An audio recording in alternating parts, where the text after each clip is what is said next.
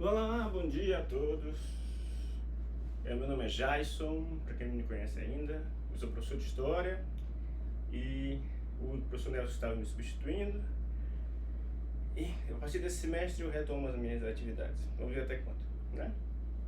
Bom, vocês devem ter notado que na aula de vocês tem alguns... na aula do Google Classroom tem alguns materiais como o PDF, o slide. O PDF é baseado nesse livro aqui, do Mário Furla Schmidt, ok? E, mais especificamente, né, essa apostila aqui, que eu estripei para poder escanear para vocês, certo? Então, nosso primeiro assunto desse bimestre é independência do Brasil, né, que vem num momento muito apropriado, né, já que a gente vai comemorar o 7 de setembro já na próxima semana, né? Então, o que significa falar em independência do Brasil? Para entender direito o que é independência, é preciso entender o que era antes, que era a colonização. Okay? Então, segundo a colonização, o Brasil era apenas uma colônia e Portugal era a chamada metrópole. Então, não sei se o professor Nelson já explicou isso para vocês, mas a relação entre metrópole, que fica na Europa, e colônia, que naquela época ficava principalmente na América Latina, era extremamente exploratória, certo? Não existe sistema de colonização justo. Em geral, a metrópole, ela simplesmente suga o máximo que puder da colônia. Eu costumo dar o exemplo do galinheiro, né? Se o galinheiro ele visa dar lucros, a colônia também visava dar lucros. No caso do galinheiro para o dono do galinheiro, no caso da colônia para a metrópole na Europa. Então, você deve pensar a metrópole europeia como uma espécie de dono do galinheiro extremamente ambicioso que só pensa no lucro. E que, se ele descobrir que pegando a galinha e dando na bunda dela todos os dias, causando-lhe muita dor, ele vai ter ovos maiores e, portanto, mais lucro, ele vai fazer isso.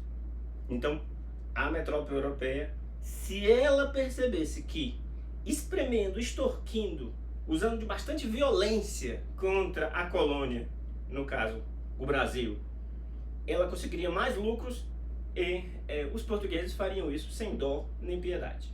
Então, não estava na cabeça dos portugueses ser mais justo ou menos justo com a colônia, mas sim arrancar mais lucros dela. E por isso existia o chamado Pacto Colonial, que significava na prática o quê? Tudo que ocorre na colônia, ele deve ser apenas para dar lucro para a metrópole. Okay? Então, indústria na colônia? Jamais. Porque senão, se a colônia tiver indústria, ela não vai comprar os produtos vindos da metrópole. Livre imprensa na colônia? Jamais. Porque vão sair notícias que são contra os interesses da metrópole. Então, imprensa apenas na metrópole. E ainda naquela época, meio que vigiada e controlada pelo rei. Livre comércio na colônia? Por exemplo, a colônia podia fazer comércio livremente com quem quisesse? Não. Por quê?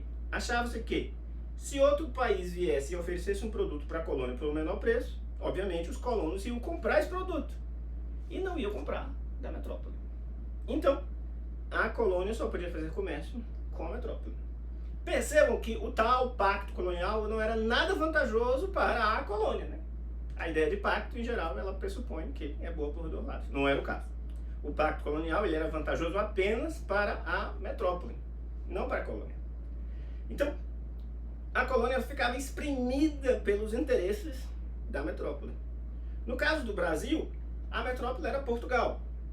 Então, toda a produção, todos os lucros que a colônia podia dar, não ficavam no Brasil.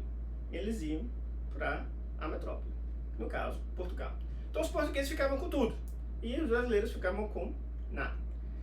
Mas é importante ver o seguinte: os brasileiros eles não se julgavam brasileiros, não existia essa ideia de brasileiros.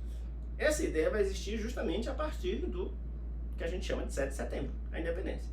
Os colonos que viviam no Brasil naquele período, eles se viam como portugueses que viviam na América do Sul.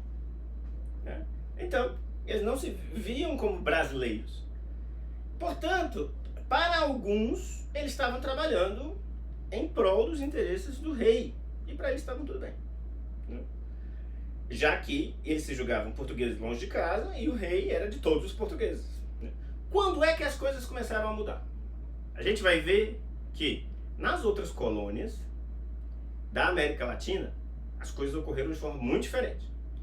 Mas no modelo dos Estados Unidos, que era a grande inspiração de todos naquela época. A chamada Revolução Americana, a Independência Americana, o Nelson explicou isso para vocês. Né?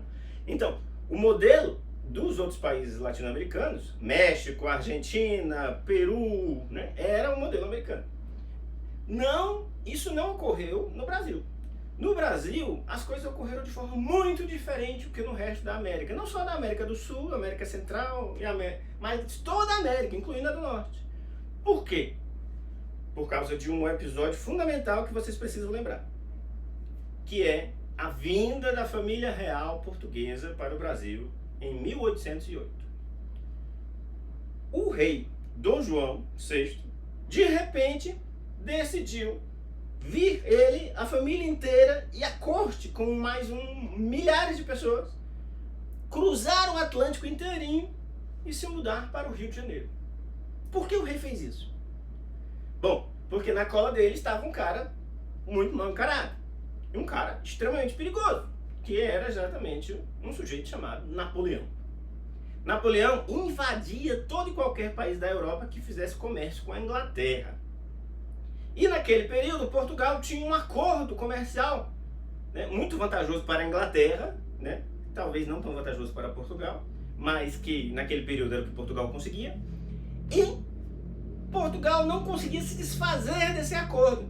Então veja, Napoleão fez o tal bloqueio continental, ninguém podia fazer comércio com a Inglaterra, e aí os portugueses foram lá e desobedeceram. Napoleão, né, que era um pequeno grande homem, com uma fúria terrível contra aqueles que desobedeciam, fez o que prometeu. Enviou as tropas para invadir Portugal. O que o rei português fez? Quando descobriu que as tropas de Napoleão estavam vindo para invadir Portugal, ele disse: ora pois, a melhor solução é simplesmente dar o pé na bunda. E arrumou às pressas vários navios, colocou, né, toda a corte portuguesa dentro deles e rumaram para o Brasil. Quando as tropas napoleônicas chegaram, encontraram o país abandonado e tomaram Portugal facilmente. Enquanto isso, o rei Dom João VI estava onde? Navegando para o Brasil. Existem alguns livros mais conservadores que vão dizer que na verdade é uma vinda da família real, mas não é, é uma fuga. E eles fogem realmente batendo os pés nas bundas. E as pressas que foi, né, simplesmente as condições de viagem foram terríveis. Os navios não estavam preparados para receber tanta gente chique, tanta gente nobre, a família real, né, o rei. E aí, por isso, a corte portuguesa, inclusive o rei e a rainha, Carlota Joaquina, mulher de Dom João VI, foram devorados por piolhos. E tiveram que raspar as cabeças para escapar da praga de piolho dentro do navio. Né? Acho que o Nelson já falou para vocês como as condições de viagem eram não muito divertidas lá da Europa para o Brasil ou para a América Latina. Então, os portugueses chegaram, né, maltrapilhos, em andrajos, quase de mendigos, com as cabeças raspadas, inclusive as mulheres. Né? E quando as cariocas viram aquelas mulheres todas com um lenço na cabeça para encobrir a humilhante careca, acharam que era a última moda na Europa, rasparam as cabeças e colocaram também turbantes, sem saber que na verdade era por causa do piolho. Né? Dizem também que os cariocas aprenderam a chiar a partir de então, para imitar o sotaque português, ora pois, porque era considerado chique falar desse jeito. Né? E aí veio o famoso chiado dos cariocas. Né? Bom, não sei se isso é lenda ou não, né? Mas contas. E aí o rei português, ao chegar, ele também começou a desapropriar todas as melhores casas do Rio de Janeiro para dar lugar para as pessoas que vieram na corte morar. E quem morava ali ia para onde? O rei não sabia, né? Bom, estou recebendo um aviso aqui de que está na hora de encerrar esse vídeo, então vou fazer ainda um segundo como introdução a esse tema. Só um momento.